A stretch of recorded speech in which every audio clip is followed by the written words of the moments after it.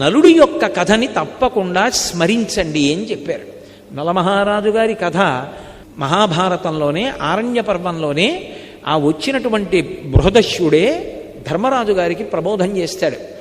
నలమహారాజు గారి యొక్క కథ ఇప్పుడు నేను మీకంతా చెప్పడం ఎలా కుదురుతుంది? విహంగ వీక్షణంగా ఓసారి స్మరిస్తా. ఎందుకంటే కలిప్రభావం గురించి మాట్లాడుతున్నాను కాబట్టి. ఎందుకు చెప్పమన్నారు ఆ విషయాలు? ఎందుకు కలిప్రభావం చేయడు? ఆ కథకి కలికి ఏమిటి సంబంధం అన్న విషయం గురించి స్పృశించడానికి నేను కథ మీద విహంగ వీక్షణం చేస్తాను, పెద్ద వివరణ చేయకుండా. భీముడు అని ఒక మహారాజు విదర్భ దేశాన్ని పరిపాలించాడు. ఆయనకి సంతానం లేదు. దమనుడనబడేటటువంటి మహర్షిని సేవించాడు. ఆ మహర్షి యొక్క అనుగ్రహం చేత ఆయనకి 3 కుమారులు 1 కుమార్తె కలిగారు. ఆ మహర్షి అనుగ్రహంతో పుట్టింది కాబట్టి ఆ పిల్లకి దమయంతి అని పేరు పెట్టాడు. గొప్ప అందగత్తె. ఆ పిల్ల పెద్దదవుతోంది. పక్కన నిషధరాజు నలమహారాజు గారు ఉన్నాడు. ఆయన రామచంద్రమూర్తిలా ఆజానబాహు, గొప్ప అందగాడు, గొప్ప శౌర్యం ఉన్నవాడు, చక్రవర్తి. ఆయనని వివాహం చేసుకోవాలనేటటువంటి కోరిక దమయంతి యందు అనురక్తమైంది. ఎందుచేత? అక్కడికి వెళ్ళొచ్చిన వాళ్ళు ఇక్కడ చెప్తుంటే, ఇక్కడికి వచ్చినటువంటి వాళ్ళు అక్కడికి వెళ్ళి చెప్తుంటే నలమహారాజు గారికి కూడా దమయంతిని వివాహం చేసుకుందాం అనిపించింది. దానికి తోడు ఒక రోజున ఆయన ఒక హంసని పట్టుకున్నాడు. అదంది, నన్ను విడిచిపెట్టేసేయి, నీ గుణములు దమయంతితో చెప్పి నీ యందు అనురాగము కలిగేటట్టు చేస్తానంది. హంసని విడిచిపెట్టాడు. అది దమయంతి దగ్గరికి వెళ్ళి దమయంతికి నలమహారాజు గారి పట్ల అనురక్తి కలిగేటట్టుగా మాట్లాడింది ఆయన గుణాలు చెప్పి. దమయంతి అంది, అయితే నా గురించి కూడా నలమహారాజు గారికి చెప్పి ఆయనకి అనురక్తి కలిగేటట్టు చేయమంది. మళ్ళీ ఆ హంస వచ్చి దమయంతికి కూడా చెప్పింది. కొంతకాలం అయింది. ఇక్కడ ఈయన దమయంతిని వివాహం చేసుకోవాలనుకున్నాడు, దమయంతి నలమహారాజు గారిని చేసుకోవాలనుకుంది. తండ్రి స్వయంవరం ప్రకటిస్తానమ్మా, నీ కోరుకున్న వాణ్ణే నువ్వు వివాహం చేసుకోమన్నాడు. నలమహారాజు గారు బయలుదేరాడు. ఈలోగా దిక్పాలకులు కూడా 4 బయలుదేరారు. ఎవరు? ఒకరు దేవేంద్రుడు, ఒకరు అగ్నిహోత్రుడు, ఒకరు యమధర్మరాజు గారు, ఒకరు వరుణుడు. 4 కూడా బయలుదేరి దివ్యమైన రథాల్లో వెళ్ళిపోతున్నారు. కింద నలుడు కనబడ్డాడు. వాళ్ళు ఆకాశంలో రథం ఆపి కిందకొచ్చాడు ఇంద్రుడు. నలమహారాజా, దమయంతిని వివాహం చేసుకోవాలని మా 4 అనుకుంటున్నాం, ఎవరిని చేసుకున్నా పర్వాలేదు, నువ్వు వెళ్ళి రాయబారం చెప్పాలి, దమయంతిని మా 4లో ఒకళ్ళని పెళ్లి చేసుకోమని చెప్పన్నాడు. నలమహారాజు తొందరపడి మాటిచ్చాడు, మీరు ఏం చెప్తే ఆ ఉపకారం మీకు చేస్తానన్నాడు. ఇప్పుడు ఎదురొచ్చింది. అయినా మాట తప్పకూడదు కనుక ఎలా వెడతాను అంతఃపురంలోకి అంటే, నువ్వు వెడుతున్నట్టు ఎవరూ గ్రహించలేరు, నీకా వరం ఇస్తున్నామన్నారు. నలుడు తిన్నగా దమయంతి అంతఃపురంలోకి వెళ్ళిపోయి ఆవిడికి కనపడాలని సంకల్పం చేశాడు. కనపడ్డాడు. ఆవిడ వచ్చినవాడు నలుడని గ్రహించింది, పిలిచింది, మాట్లాడింది. ఆయన అన్నాడు, నేను మాటిచ్చాను, ఆ 4లో ఎవరి మెడలోనైనా వరమాల వేయమన్నాడు. ఆవిడంది, నిన్ను తప్ప అన్యులను పతిగా అంగీకరించను, ఎందుకంటే నేను మానసికంగా నీకు భార్యని ఎప్పుడో అయిపోయాను, నిన్నే భర్తగా స్వీకరిస్తాను. నీకు మాట వస్తుందంటే ఒక పని చెయ్యి, వాళ్ళని స్వయంవరానికి రమ్మను, నేను నీ మెడలో మాట వేస్తాను, నువ్వు చెప్పవలసింది చెప్పావు, నేను చేయవలసింది చేస్తాను, ఇప్పుడు నీ తప్పే ఉంది, వాళ్ళని రమ్మను స్వయంవరానికి అంది. నలుడు వెళ్ళి అదే మాట చెప్పాడు. వాళ్ళు 4 కూడా వచ్చాడు. వచ్చిన వాళ్ళు మామూలుగా రాలేదు. నలుడు ఎక్కడ కూర్చున్నాడో పక్క 4 కుర్చీల్లో కూర్చున్నారు. కూర్చుని నలుడు ఎలా ఉంటాడో అలాగే మారారు. ఇప్పుడు వరమాల పట్టుకుని దమయంతి వచ్చింది. 5 నలమహారాజులు కనబడ్డారు. ఆవిడ తన భక్తి చేత దేవతల్ని ప్రార్థించింది. నేను నలుడికి మనసిచ్చాను, ఆయనకి భార్యని మానసికంగా, ఆయనెవరో కనుక్కొని వరమాల వేయగలిగినటువంటి శక్తి నాకిమ్మంది. వెంటనే వాళ్ళ రూపాలతో వాళ్ళు నిలబడ్డారు. దేవతలకి చెమట పట్టదు, కనురెప్ప పడదు, భూమికి పాదం తగలదు. ఆవిడ గ్రహించింది. భూమికి పాదం తగులుతున్న నలుణ్ణి చూసి మెడలో వరమాల వేసింది.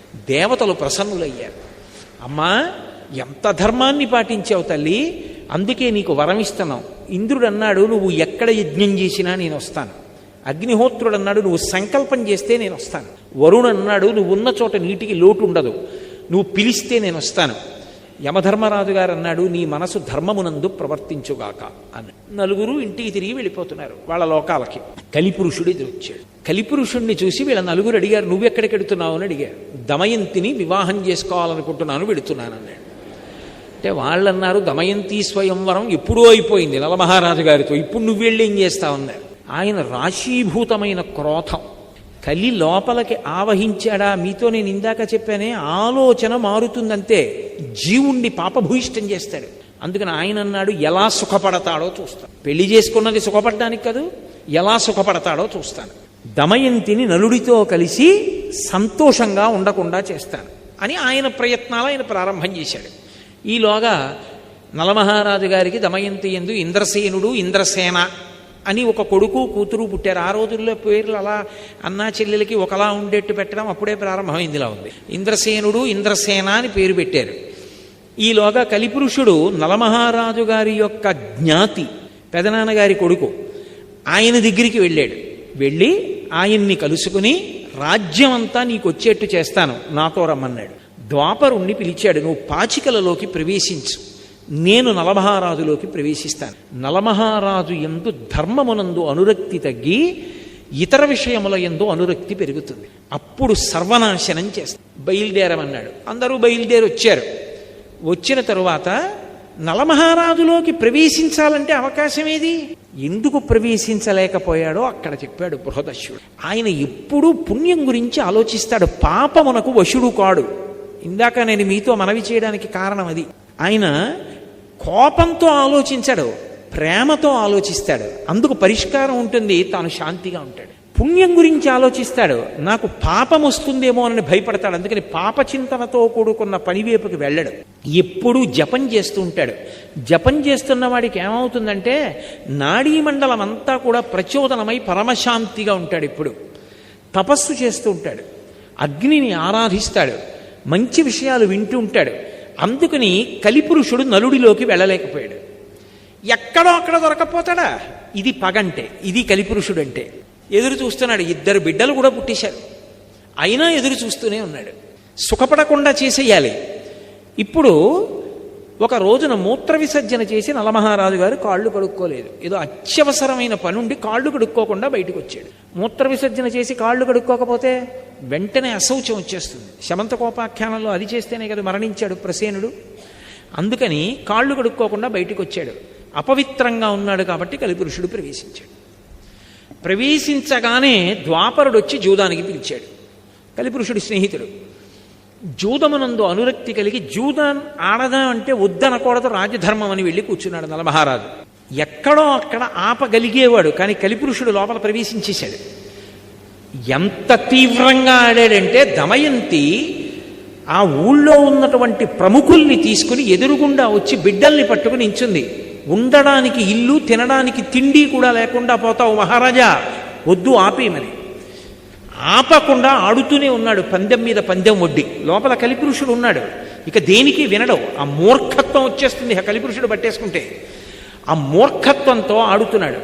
దమయంతి గమనించింది, ఇక ఆపడం ఇది కలిపురుష లక్షణం అని వార్ష్ణేయుడు అని సారథిని పిలిచింది.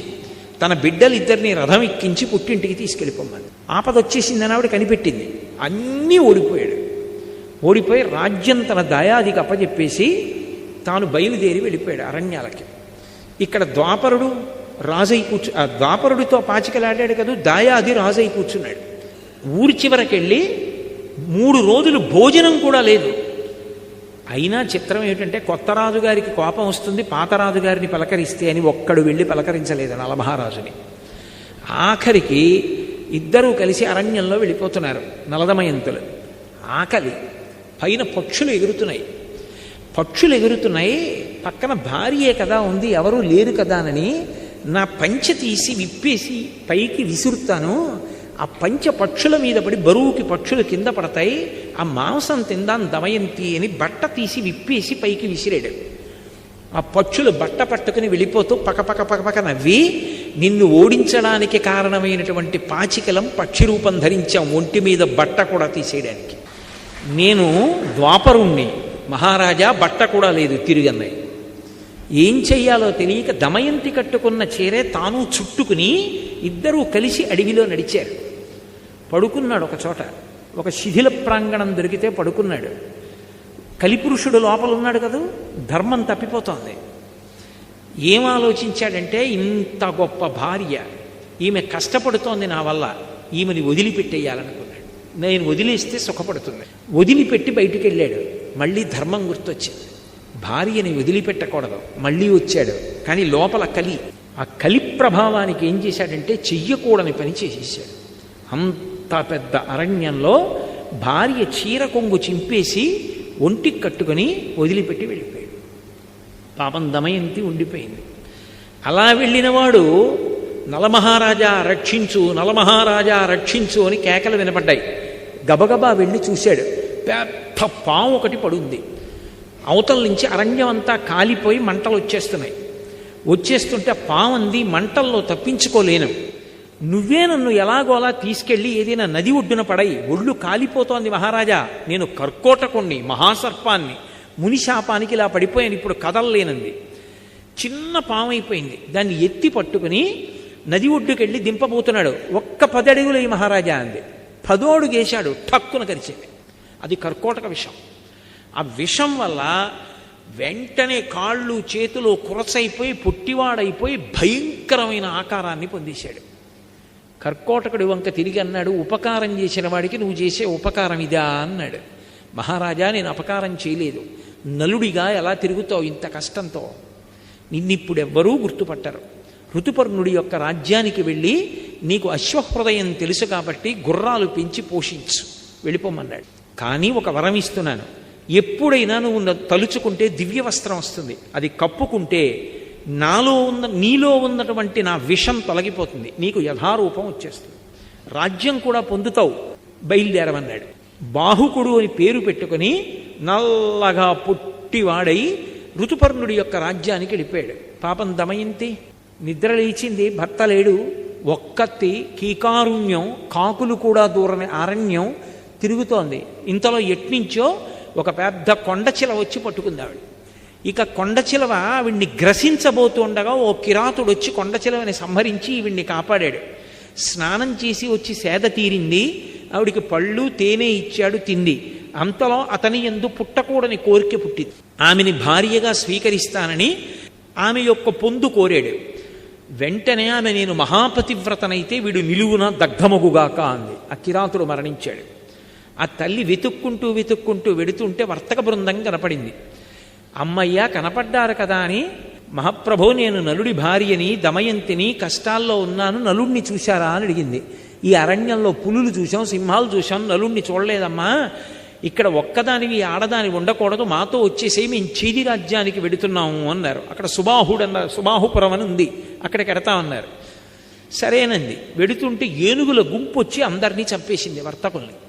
ఆవిడంది, విధి అంటే ఇంత విచిత్రంగా ఉంటుంది, చచ్చిపోవాలనుకున్న నన్ను ఏనుగులు వదిలేశాయి, నా అంత నేను చచ్చిపోకూడదు, ఆత్మహత్య దోషం, ఏనుగు చంపేస్తే గొడవ వదిలిపోను, నా జోలికి రాలేదు, బతుకుదాం అనుకున్న వాళ్ళని చంపేశాయి. ఎవరో ఒకరిద్దరు బ్రాహ్మణులు మిగిలేరు, వాళ్లతో కలిసి సుబాహుపురం వెళ్ళింది. ఆ వీధిలో ఆకలితో ఏడుస్తూ నడుస్తోంది. కలి ప్రభావం, అన్ని కష్టాలు పడాలి. వస్తుంటే రాజమాత చూసింది పైనుంచి, ఎవరు చంద్రబింబంలా ఉందా పిల్లని పిలిపించింది. ఏమమ్మా, నిన్ను చూస్తే రాచపుత్ర స్త్రీలా ఉన్నావు, ఇంత కష్టంలో ఉన్నావు, నా అంతఃపురంలో ఉండమంది. నిన్ను చూస్తే నాకెందుకో మనసు స్పందిస్తోంది, ఏదో బంధుత్వం ఉందనిపిస్తోంది, నా దగ్గర ఉండండి. అమ్మా, నేను సైరింధ్రీ కార్యాలు చేయను, పరపురుషుల దగ్గరికి వెళ్ళను, ఇతర కాళ్ళు పట్టను, ఎంగిలి తినను, అలా అయితే ఉంటానంది. సరే ఉండమంది ఆవిడ. రాజమాత అంతఃపురంలో ఉంటోంది. పాపం అక్కడ నలుడు ఋతుపర్ణుడు ఒక మహారాజు. ఆ ఋతుపర్ణుడి యొక్క సేవలో అశ్వహృదయం తెలుసున్నవాడు కాబట్టి లొంగని గుర్రాల్ని లొంగ తీసుకుని రథచోదనం చేస్తూ బతుకుతున్నాడు. అలా బతుకుతుంటే ఇక్కడ ఎన్నాళ్ళు ఉంటుంది ఈవిడిలా పాపం. ఒకనాడు తండ్రి భీమకుడికి ఆలోచన వచ్చింది. భీముడికి, నా కూతురు ఎక్కడుందో వెతికి పట్రమ్మని బ్రాహ్మణుల సమూహాల్ని పంపాడు.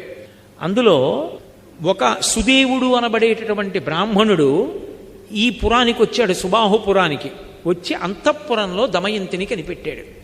అమ్మ, ఆవిడ కనుబొమల మధ్యలో ఒక పుట్టుమచ్చ ఉంది, అది చతుర్ముఖ బ్రహ్మగారు సృష్టిలో ఆవిడికి మాత్రమే పెట్టాడు. ఆవిడ దమయంతి, మహాపతివ్రత, నలమహారాజు ఇల్లాలు, కష్టాలలో ఉండి ఇక్కడ ఉందమ్మా అన్నాడు.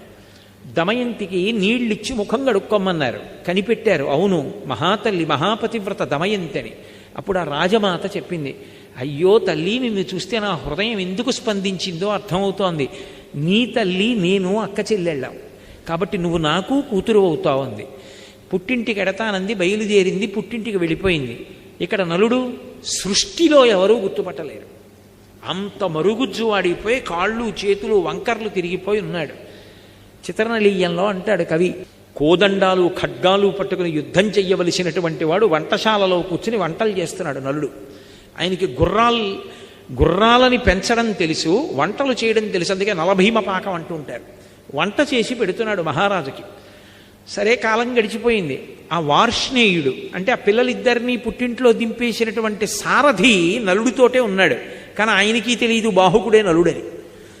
ఆలోచించి ఆలోచించి ఆలోచించి తన భర్తని ఎలా కలుసుకోవాలి అని ఒక రోజున దమయంతి తన తల్లి దగ్గరికి వెళ్ళి అంది, అమ్మా, ఎంతకాలం నా భర్తని కలవకుండా ఇలా ఉంటాను అని బ్రాహ్మణుల్ని పిలిపించి, మీరు ప్రతి రాజ్యానికి వెళ్ళండి, సభలో నిండు సభలో ప్రశ్న వెయ్యండి, ఈ లోకంలో ఏ భర్త అయినా బిడ్డల్ని పొందినటువంటి వాడు మహాపతివ్రత, ఏమీ తెలియని అమాయకురాలైన ఇల్లాలు తన యందు ప్రేమ కలిగిన దాన్ని ఆమె బట్టలో ముక్క చింపి తాను కట్టుకుని రాత్రికి రాత్రి మహదారణ్యంలో భార్యని విడిచిపెట్టి వెళ్ళిపోయిన పురుషుడున్నాడా అని ప్రశ్న వెయ్యండి. ఒకవేళ నలుడు సభలో ఉంటే లేచి జవాబు చెప్తాడు. ఎవ్వరూ చెప్పకపోతే ఆ రాజ్యంలో నలుడు లేడు. బ్రాహ్మణుల్ని పంపింది. అన్ని రాజ్యాలకి వెళ్ళి అడుగుతున్నారు. ఋతుపర్ణుడి రాజ్యానికి కూడా వెళ్ళి ఒక బ్రాహ్మణుడి ప్రశ్న వేశాడు. ఏమీ మాట్లాడలేదు ఎవరు. కానీ ఆయన రాత్రి విశ్రాంతి తీసుకుంటూ ఉండగా బాహుకుడు అన్న పేరుతో ఉన్న నలుడు ఆయన దగ్గరికి వచ్చాడు. వచ్చి అన్నాడు, మహాపతివ్రత అయినటువంటి స్త్రీ భర్త ఏ కారణం చేత పొరపాటు చేశాడో తెలుసుకోకుండా నింద చేస్తుందా? అలా చెయ్యొచ్చా? అలా చేస్తే ఇహమునందు భర్తతో సుఖములుంటాయా? పరలోకముల యందు సుఖములుంటాయా? ఇలా చెయ్యవచ్చా అని వెళ్ళిపోయాడు. బ్రాహ్మణుడు లేచి విన్నాడు. విని వెనక్కి వచ్చి ఇదే చెప్పాడు. అమ్మ, నలుడు కనపడలేదు, బాహుకుడని ఒక ఆయన ఉన్నాడు. నల్లగా పొట్టిగా చేతులు కాళ్ళు ఇలా కుంజించుకుపోయి గూనిలా ఉంటాడు. అతని ఈ మాట అడిగాడు. నలుడే. దమయంతి నమ్మింది. ఏదో కారణం ఉంది, అలా ఉన్నాడు. ఎలా బాహుకుడిని ఇక్కడికి పిలిపించడం? ఆవిడంది, అశ్వవిద్య తెలిసున్నవాడు నలుడు ఒక్కడే. ఒక్క రాత్రి ప్రయాణంలో తెల్లవారేటప్పటికీ ఈ పురానికి రథం రావాలంటే తోలగలిగిన వాడు నలుడు ఒక్కడే. అందుకే దమయంతీదేవికి ద్వితీయ స్వయంవరం జరుగుతోందని ఋతుపర్ణుడు ఒక్కడికి కబురు చేయండి. ఋతుపర్ణుడు బయలుదేరి వస్తాడు. రథం రాదు తెల్లవారేటప్పటికీ, ఊరు నలుడు నడపాలి. నలుడు అక్కడుంటే పిలుస్తాడు. అశ్వహృదయం తెలుసు కాబట్టి రాజు రథం నడపమంటాడు. అప్పుడు వచ్చిన రథం వచ్చేస్తే నలుడే నడిపాడు రథం, మనం కనిపెట్టచ్చని. ఒక్క ఋతుపర్ణుడి రాజ్యానికి వెళ్ళి చెప్పారు. అందరికీ చెప్పారనుకున్నాడు ఋతుపర్ణుడు. దమయంతీదేవి ఏమిటి అంత పతివ్రత, ఇద్దరు బిడ్డలు ఉన్నది, ద్వితీయ స్వయంవరం ఏమిటి, మళ్ళీ పెళ్లి చేసుకోవడం ఏమిటి? తెల్లబోయాడు. తెల్లబోయి తమాషా చూడాలని ఋతుపర్ణుడు నలుడిని పిలిచాడు. తెల్లవారేటప్పటికి మనం చేరం విదర్భ, కానీ నువ్వు అశ్వహృదయం తెలుసున్నవాడివి, నువ్వు నడపగలవు రథాన్ని, మనం బయలుదేరదాం, తెల్లవారేటప్పటికి దమయంతి స్వయంవరానికి వెళ్ళాలి, రథం నడుపన్నాడు. ఇదేమి తమాషా, నా భార్య ద్వితీయ స్వయంవరానికి ఒప్పుకోవడం ఏమిటి, మహాపతివ్రత చూడాలని నలుడు అనుకున్నాడు. పదండి మహారాజా అన్నాడు. పొట్టి గుర్రాలు కట్టాడు. ఈ గుర్రాలు ఎక్కడ ఎడతాయన్నాడు. చూడండి నా విద్య అన్నాడు. రథం నడుపుతున్నాడు. అబ్బో, ఎంత వర్ణించారో మహాభారతంలో. వెళ్ళిపోతుంటే ఆ ఋతుపర్ణుడు పైన వేసుకున్న ఉత్తరీయం కింద పడింది. కింద పడితే ఋతుపర్ణుడు అన్నాడు, బాహుకుడా రథాన్ని ఆపు, పక్కన ఉన్న వార్ష్ణీయుడు వెనక్కి వెళ్ళి నా ఉత్తరీయం పట్టుకొస్తాడు, కింద పడింది అన్నాడు. నలుడు అన్నాడు, మహారాజా, రథం ఎంత దూరం నడిచిందో తెలుసా? మళ్ళీ వెళ్ళి తిరిగి రావాలంటే 10 రోజులు పడుతుంది, అంత దూరం వెళ్ళిపోయింది. నడిచి వెళ్ళొస్తే అంత వేగంగా నడుపుతాడు నలుడు రథాన్ని. అలా నడుపుతాడు గుర్రాల్ని అలసట పొందకుండా. కొంత దూరం వెళ్ళిపోయిన తర్వాత తెల్లబోయాడు ఋతుపర్ణుడు. అబ్బా, ఏమి శక్తిరా ఈ బాహుకుడిదని.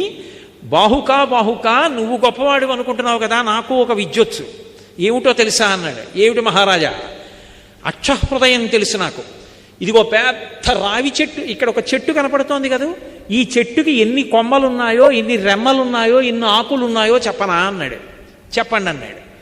ఖచ్చితంగా ఇన్ని ఆకులున్నాయి, ఇన్ని కొమ్మలున్నాయి, ఇన్ని రెమ్మలున్నాయి అన్నాడు.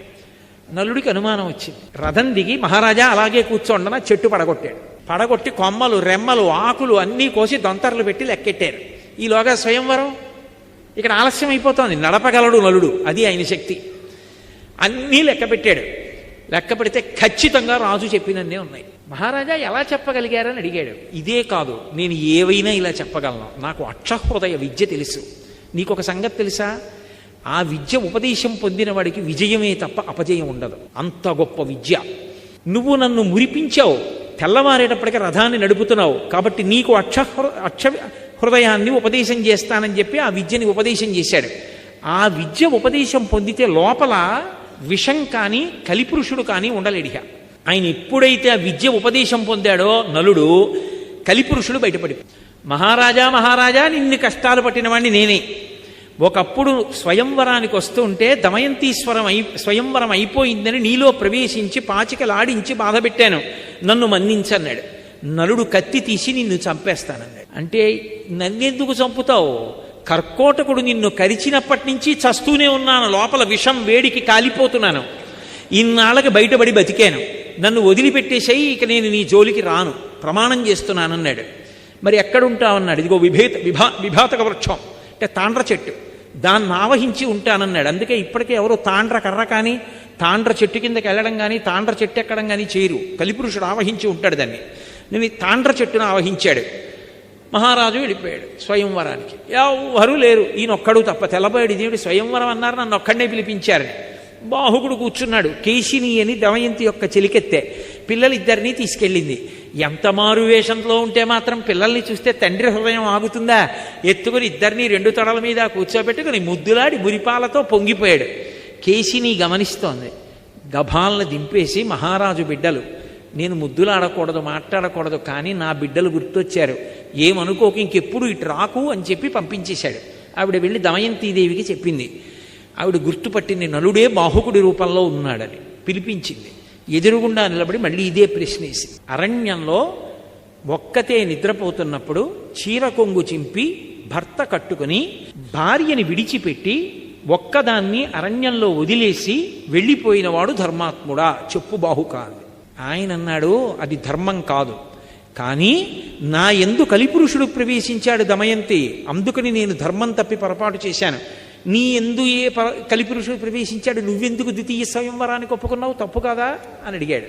త్రికరణ శుద్ధిగా నాకు ద్వితీయ స్వయంవరం మీద అనురక్తి లేకపోతే నీకోసమే నేను ద్వితీయ స్వయంవరం ప్రకటించుంటే దేవతలు పలికెదరుగాక అంది. వాయుదేవుడు వచ్చి నిజం చెప్పాడు, ఆమె నీకోసమే ద్వితీయ స్వయంవరం ప్రకటించిందని. వెంటనే కర్కోటకుడిని తలుచుకున్నాడు, దివ్యవస్త్రం వచ్చింది, కప్పుకున్నాడు, నలుడైపోయాడు. నలుడైపోగానే దమయంతిని స్వీకరించాడు, చాలా సంతోషించాడు. మళ్ళీ తన రాజ్యానికి వెళ్ళాడు. దయాదిని పిలిచాడు, ఈసారి గెలిస్తే దమయంతి నీది, ఈసారి గెలిస్తే రాజ్యం నాది అన్నాడు. ఎందుకని ఈసారి కలిపురుషుడు తనలో లేడిక, తనది గెలుపు, ధర్మం తనది కనుక. ఎక్కడ ధర్మం ఉందో అక్కడ గెలుపు. పాచికలు వేశాడు, వెయ్యగానే నలుడు గెలిచాడు. దాయాది వెళ్ళిపోయాడు, రాజ్యంతో తొలతూగాడు. అప్పుడు కలిపురుషుడు వరమిచ్చాడు.